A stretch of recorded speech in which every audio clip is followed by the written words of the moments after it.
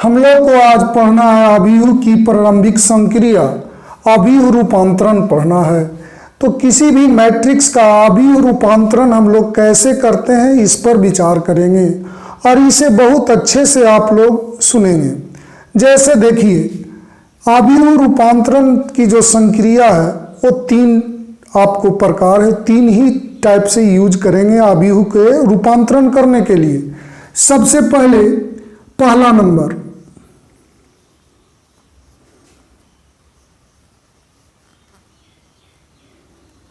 किसी भी रो में कोई जो दो रो है, एक मान लेते हैं कि RI मतलब R1 R2 R3 किसी का भी काम करेगा, इसको हम लोग RJ किसी पर भी बदल सकते हैं, मतलब विनिमय कर सकते हैं। जैसे एक एग्जाम्पल देखिए तो समझ में आएगा।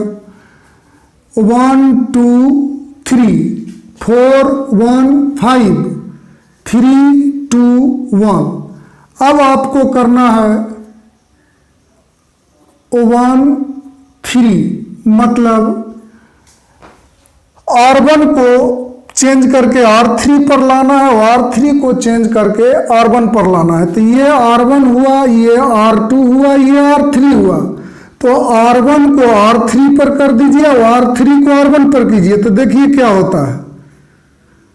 3 2 1, R2 अपने पोजीशन पर रहेगा। 4 1 5 1 2 3। बिल्कुल आसानी से ये रूल को हम लोग यूज कर सकते हैं। इसके बाद आप लोग बिल्कुल आराम से R1 को R2 पर भी कर सकते हैं, R2 को R1 पर भी कर सकते हैं। किसी को दोनों के पोजीशन को आप इंटरचेंज कर सकते हैं।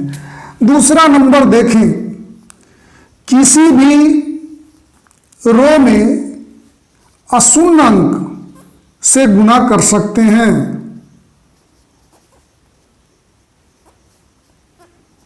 K not equal to 0।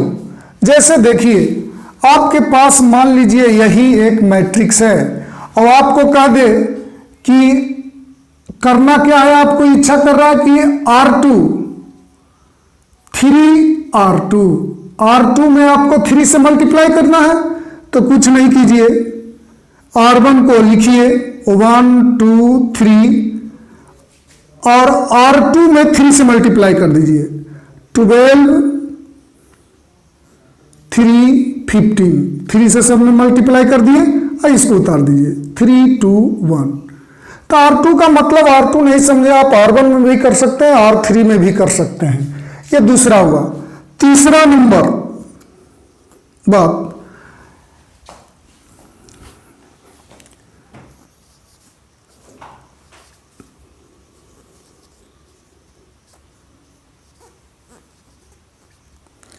इसका मतलब समझे, किसी रो या किसी रो में अशून्य अंक से गुणा करके दूसरे रो में जोड़ सकते हैं। जैसे आप देखिए, इसी पर समझा जाए। यूज आप लोग कर रहे हैं इतना,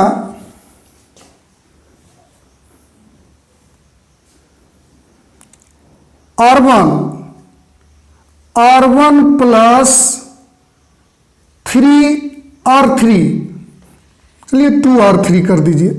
2 से मल्टीप्लाई करते हैं तो हमारे पास, ध्यान से देखा जाए, इसमें 2 से मल्टीप्लाई कीजिए और इसमें जोड़िए तो 3 गुना क्या हुआ 6। तो 1 प्लस 6 7 हो गया। इसमें 2 से मल्टीप्लाई करेंगे तो 4, तो 2 प्लस 4 6 हो गया। इसमें 2 से मल्टीप्लाई करेंगे तो 2, तो 3 प्लस 2 5 हो गया। बाकी दोनों को उतार दीजिए। गलती से ये ना समझे कि इसमें भी 2 से मल्टीप्लाई करके लिखेंगे, नहीं, यह सारा कार्य करके किस पर लिखा जाएगा, R1 पर। तो इसमें 2 से मल्टीप्लाई करके R1 में जोड़ करके कहां पर लिखे हैं, R1 पर लिखे हैं। बाकी R2 और R3 को छोड़ दिए हैं। तो ये जो आपने 3 देखे, इसे एकदम बढ़िया से ही याद रखें। कोई भी दो रो के पोजीशन को इंटरचेंज कर सकते हैं, मतलब उसके स्थान को विनिमय कर सकते हैं। दूसरा, किसी रो में कोई अशून्य अंक से गुणा कर सकते हैं। तीसरा नंबर बात, कोई रो में अशून्य अंक से गुना करके किसी दूसरे रो में जोड़ सकते हैं। अब देखिए बिल्कुल सेम हम लोग जैसे रो में सीखे, बिल्कुल कॉलम जो रो मीन्स पंक्ति, कॉलम मीन्स स्तंभ। स्तंभ में भी बिल्कुल सेम 3 कार्य होता है। फर्स्ट,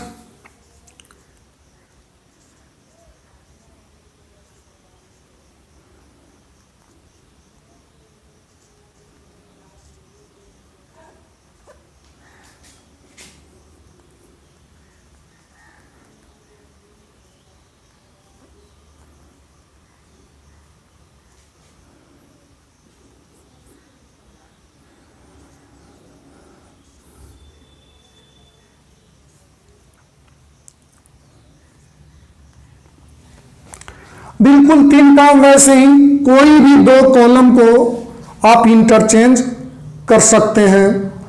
फिर किसी कॉलम में अशून्य अंक से गुना कर सकते हैं। तीसरा नंबर, किसी कॉलम में अशून्य अंक से गुना करके किसी दूसरे में जोड़ सकते हैं। तो आप लोग को पढ़ने को ऐसे मिलेगा, ये दोनों पर विचार कीजिए एक साथ। कोई 2 पंक्ति या कोई 2 स्तंभ के पोजीशन को इंटरचेंज कर सकते हैं हम लोग। कोई रो या कोई कॉलम में अशून्य अंक से गुना कर सकते हैं। कोई रो या कोई कॉलम में अशून्य अंक से गुना करके दूसरे में जोड़ सकते हैं। तो तीनों को हम लोग एक साथ, ये दोनों को एक साथ बात कर लिए। लेकिन जब भी आप लोग को इस चैप्टर में निकालना है, आपको इनवर्स एलिमेंट्री ट्रांसफॉर्मेशन के द्वारा, अवयव रूपांतरण के द्वारा आपको इनवर्स निकालना है, तो इसमें एक चीज ख्याल रखना है कि अगर हम लोग रो को यूज करते हैं तो सिर्फ रो को करेंगे शुरू से अंत तक। जिसमें कॉलम को यूज करेंगे तो सिर्फ कॉलम को यूज करेंगे। 2 में से किसी एक को ही यूज करके हम लोग बनाएंगे। हम लोग को पढ़ना है एक व्युत्क्रमणीय अवयव। तो मान लीजिए कि ये एक वर्ग अवयव है। ये मान लीजिए क्या है, वर्ग अवयव है। वर्ग अवयव है तो एक मैट्रिक्स बी का अस्तित्व इस प्रकार हो कि a into B equal to B into A equal to I. अगर ऐसा हो तो कहेंगे कि ये जो है व्युत्क्रमणीय अवयव है। पुनः ध्यान से सुने, ए कोई वर्ग अवयव है और बी एक ऐसे अवयव का अस्तित्व हो कि a into B equal to B into A equal to I हो। जहां आप लोग आई समझ रहे हैं, तत्समक अवयव है, तो हम लोग कहेंगे कि ये व्युत्क्रमणीय अवयव है। और ये व्युत्क्रमणीय है तो ए के व्युत्क्रम को हम लोग डिनोट करते हैं इस तरीके से। ए के व्युत्क्रम को इतना करते हैं और ये का व्युत्क्रम कौन हुआ, बी हो जाता है। तो ये इनवर्स बराबर क्या हुआ, बी। ध्यान से इसे समझने की कोशिश करो। ए कोई वर्ग अवयव है और उसमें बी एक ऐसा वर्ग अवयव हो कि हम लोग करें उसको a इंटू बी और b इंटू ए तो आई के बराबर आ जाए, तो कहेंगे कि ये व्युत्क्रमणीय है। तो अब व्युत्क्रमणीय है तो क्वेश्चन उठता है कि इसका व्युत्क्रम क्या होगा। तो इसका व्युत्क्रम a का व्युत्क्रम b होता है। a को व्युत्क्रम को डिनोट हम लोग इस तरीके से करते हैं, a इनवर्स इसे पढ़ते हैं। तो a इनवर्स किसके बराबर हो गया, b के बराबर हो गया। अब देखें, हम लोग को पढ़ना है, 2 थ्योरम पढ़ना है, उस पर विचार करें।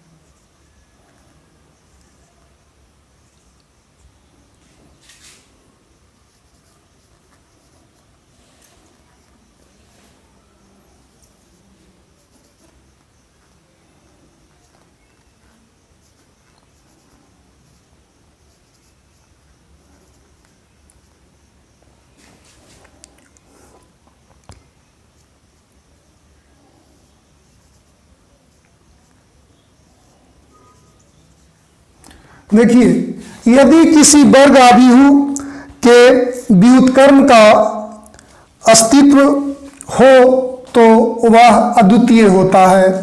अब इसका प्रूफ देखें। माना कि ए कोई वर्ग आव्यूह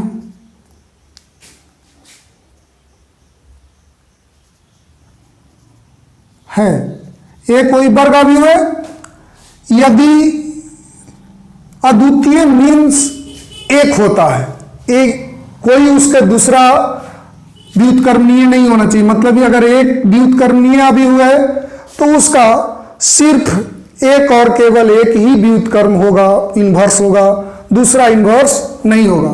तो यहां देखिए, यदि संभव हो तो माना कि ए के दो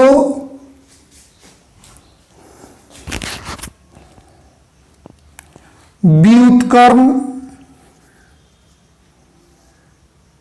बी तथा सी हैं। ए के दो व्युत्क्रम बी तथा सी हैं। तो यहां पर हम लोग लिख सकते हैं ए इंटू बी बराबर B into A equal to I, तथा A into C equal to C into A equal to I. अभी आप लोग पढ़े हैं कि बी ए का व्युत्क्रम कहलाता है यदि ए इंटू बी बराबर B into A equal to I, ऐसा बतलाए थे। तो वही ए का एक व्युत्क्रम बी है तो ए इंटू बी बराबर बी इंटू ए बराबर आई होगा। एक व्युत्क्रम क्या मान लिए, सी मान लिए, तो ए इंटू सी बराबर सी इंटू ए इक्वल टू आई होगा। अब देखिए, हमें प्रूफ अगर ये दिखा दें कि बी और सी दोनों एक ही मैट्रिक्स है तो हम लोग जो दो माने हैं वो दो नहीं एक ही होगा। अब देखिए, b equal to B into I लिख सकते हैं। किसी भी मैट्रिक्स में आई से, कोई वर्ग मैट्रिक्स ये है, इसमें आई से मल्टीप्लाई किए तो ये अपने आप के बराबर हो जाएगा। अब देखिए, तो इस आई के जगह पर आप क्या लिखेंगे,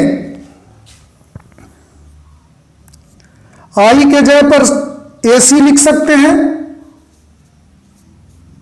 किससे, दो से। ये दोनों मैट्रिक्स का जो गुणन होता है वो साचर नियम एसोसिएटिव लॉ को पालन करता है, तो ये दोनों को आप एक साथ कर सकते हैं। अब देखिए, b इंटू ए को क्या लिखेगा, आई,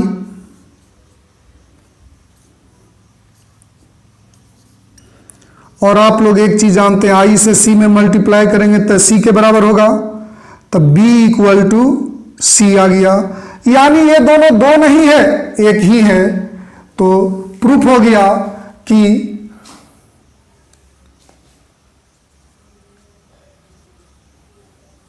सिद्ध हुआ कि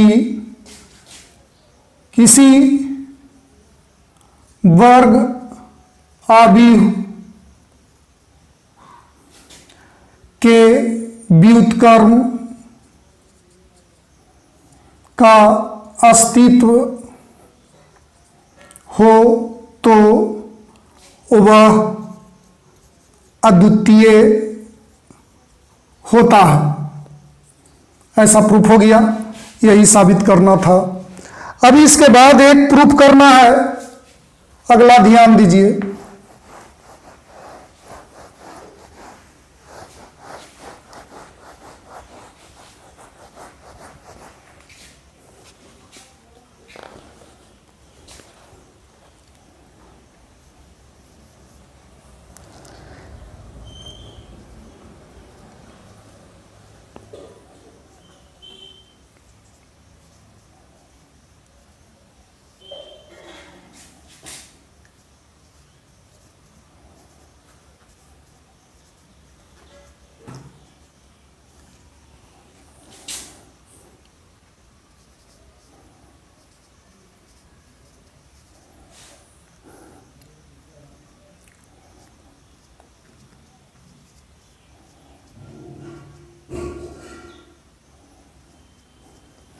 ऐसा हम लोग को प्रूफ करना है। ए इंटू बी का इन्वर्स इक्वल टू बी का इन्वर्स इंटू ए का इन्वर्स। तो इसके प्रूफ पर ध्यान दीजिए। हम लोग पढ़े हैं A into B equal to B into A equal to I. तो ए का इन्वर्स क्या कहलाता है? बी। तो इसके जगह पर हम लोग ए इन्वर्स इक्वल टू बी है, तो बी के जगह पर ए इन्वर्स लिखिए। तो A into A inverse equal to A inverse into A equal to I. यानी ए इंटू ए इन्वर्स करें तो किसके बराबर होता है? आई के बराबर होता है। तो हम लोग लिखेंगे A B into A B का inverse equal to I. A into B को एक मैट्रिक्स मान लें, तो A into A inverse equal to I. बिल्कुल देखिए इसके जैसा लिखे हैं, इतना इक्वल टू इतना। अब देखिए दोनों ओर हम लोग ए इन्वर्स से मल्टीप्लाई करें।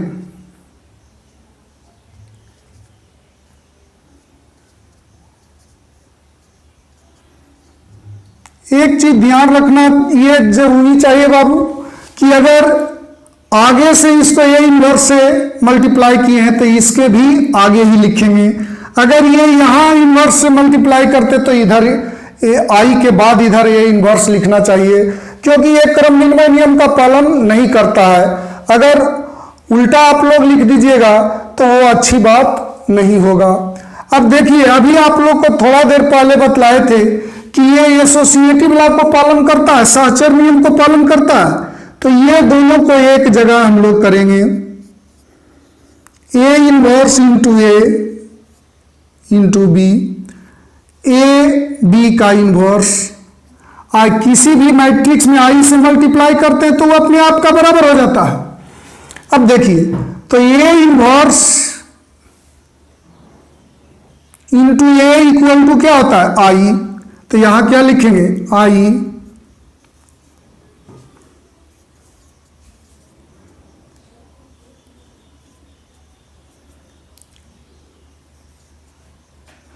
अब देखिए आप लोग देख रहे हैं आई इंटू बी बी के बराबर हो जाएगा।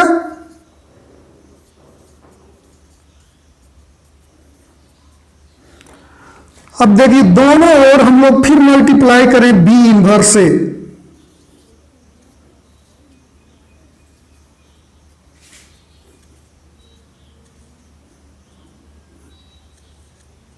तो देखिए इसके आगे बी इनवर्स किए तो इधर भी आगे किए हैं। अब ये दोनों को मल्टीप्लाई कीजिए तो आई होगा, क्योंकि आप लोग सीखे हैं कोई मैट्रिक्स में उसके इनवर्स मैट्रिक्स और उस मैट्रिक्स को मल्टीप्लाई करते हैं तो किसके बराबर होता है? आई के बराबर होता है। तो A inverse into A equal to I. अब देखिए तो इतना के इसको बी लिख दीजिए, B inverse into B equal to I. A into B का inverse equal to B inverse into A inverse. अब देखिए एक चीज सीखें कि आई से किसी मैट्रिक्स में मल्टीप्लाई करेंगे तो वो अपने आप के बराबर होगा, तो इतना हो जाएगा। तो आपके सामने प्रूफ हो गया ए इंटू बी का इनवर्स बराबर B inverse into A inverse. ये हो गया। एक बात और आप लोग समझ लें,